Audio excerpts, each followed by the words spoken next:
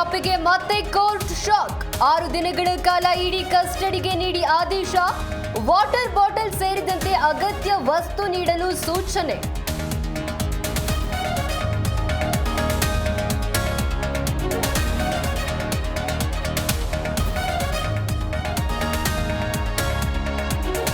ದೋಸ್ತಿಗಳಿಂದ ಧರ್ಮಸ್ಥಳ ಯಾತ್ರೆ ಪಾಲಿಟಿಕ್ಸ್. ಒಟ್ಟಿಗೆ ಹೋಗಲ್ಲ, ಆದ್ರೂ ನಾವು ಅಣ್ತಮ್ಮಾಸ್ ಎಂದ ಅಶೋಕ್.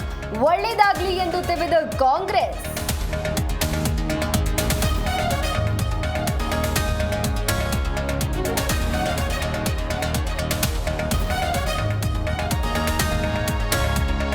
ಬೀದರ್ನ ನೆರೆಪೀಡಿತ ಪ್ರದೇಶಗಳಿಗೆ ಖಂಡ್ರೆ ಭೇಟಿ. ಹಳ್ಳ ಕೆರೆ ಪಕ್ಕದಲ್ಲಿ ಸಂಚರಿಸದಂತೆ ಡಂಗೂರ.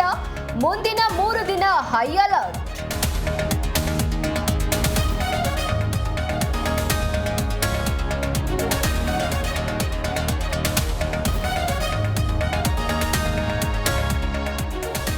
ಮನಗೂಳಿ ಕೆನರಾ ಬ್ಯಾಂಕ್ ದರೋಡೆಗೆ ಖಂಡನೆ. ಗ್ರಾಹಕರಿಂದ ಮುತ್ತಿಗೆ ಹಾಕಿ ಪ್ರತಿಭಟನೆ.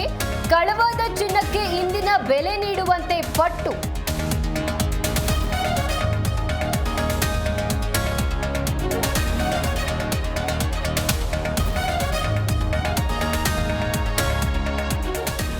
ಪ್ರತಿ ಕುಟುಂಬಕ್ಕೂ 3 ಮಕ್ಕಳು ಬೇಕು. ದೇಶ ವಿಭಜನೆಗೆ ಆರ್ಎಸ್ಎಸ್ ವಿರೋಧಿಸಿತ್ತು. ಆರ್ಎಸ್ಎಸ್ ಮುಖ್ಯಸ್ಥ ಮೋಹನ್ ಭಾಗವತ್ ಹೇಳಿಕೆ.